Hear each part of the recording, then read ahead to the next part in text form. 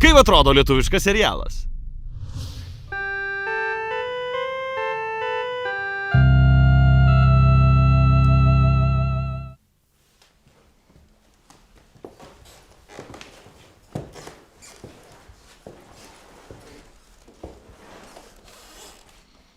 Simona, Ką, Liutaurai? aš jau seniai norėjau tau pasakyti.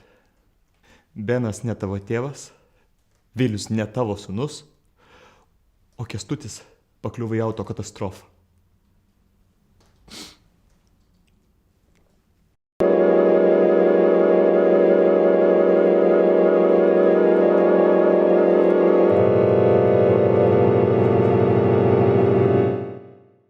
Jau šiais metais pirmasis online serialas Lietuvoje.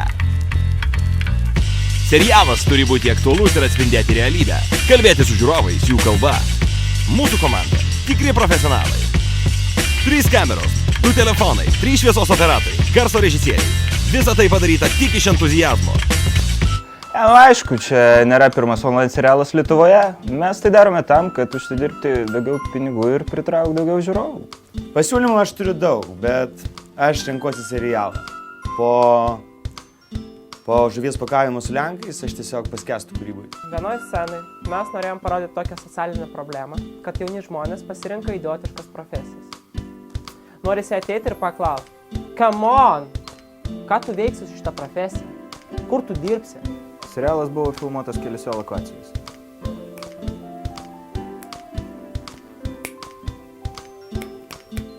Tiesiog žiūri šitą šiuolaikinį kiną ir ten visur reklamos, labelai, prekiniai ženklai.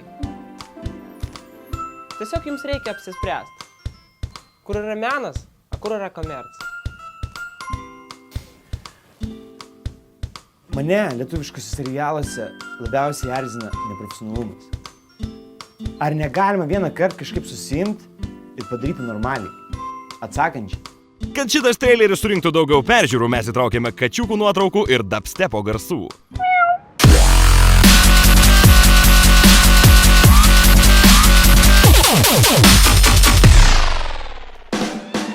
Jau greitai. YouTube. www. Jų kaip jūs. Tube kaip vamzdis.com. IMDb reitingas 9,9.